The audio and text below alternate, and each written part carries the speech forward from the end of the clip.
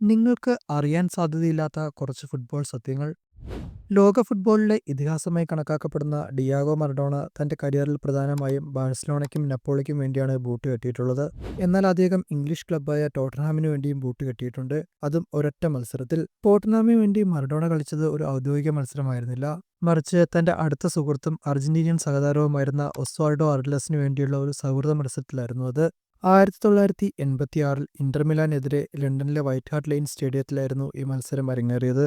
ഓരോ വർഷവും ലോക ഫുട്ബോളിലെ ഏറ്റവും മനോഹരമായ ഗോളിന് നൽകുന്ന ബഹുമതിയാണ് പുസ്കാസ് അവാർഡ്. 2018 മുഹമ്മദ് സലാഹയ്ക്കായിരുന്നു ഈ അവാർഡ് കിട്ടിയത്. 2018 പ്രീമിയർ ലീഗിൽ എവർട്ടനെതിരെ ആൻഫീൽഡിൽ നേടിയ ഗോളിനായിരുന്നു ഈ അവാർഡ്.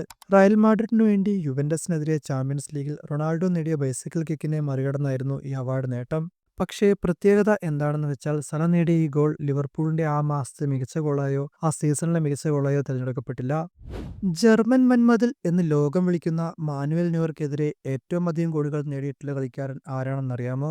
അത് സാക്ഷാൽ ക്രിസ്ത്യാനോ റൊണാൾഡോ തന്നെയാണ്. ക്രിസ്ത്യാനോ ഇതുവരെയും ബുണ്ടസ്ലീഗയിൽ കളിച്ചിട്ടില്ല, പക്ഷേ ന്യൂയർക്കെതിരെ 9 ഗോളുകൾ ക്രിസ്ത്യാനോ നേടിയിട്ടുണ്ട്. അതേപോലെ തന്നെ ക്രിസ്ത്യാനോ ഏറ്റവും കൂടുതൽ ഗോളുകൾ നേടിയിട്ടുള്ളതും ന്യൂയർക്കെതിരെയാണ്.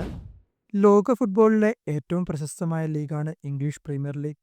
ലോകോത്തര താരങ്ങളും ആവേശകരമായ മത്സരങ്ങളും ചേർന്ന് പ്രീമിയർ ലീഗിന് ലോകമെമ്പാടും ആരാധകരുണ്ട്.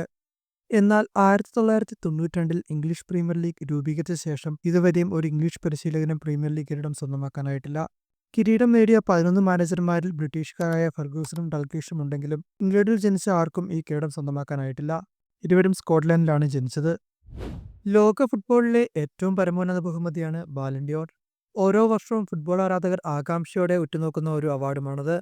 എന്നാൽ ബാലൻഡിയോർ ഹിസ്റ്ററിയിൽ 3 വ്യത്യസ്ത ദശാബ്ദങ്ങളിലായി ഈ പുരസ്കാരം നേടിയ ഏക കളിക്കാരൻ ലയണൽ മെസ്സിയാണ്.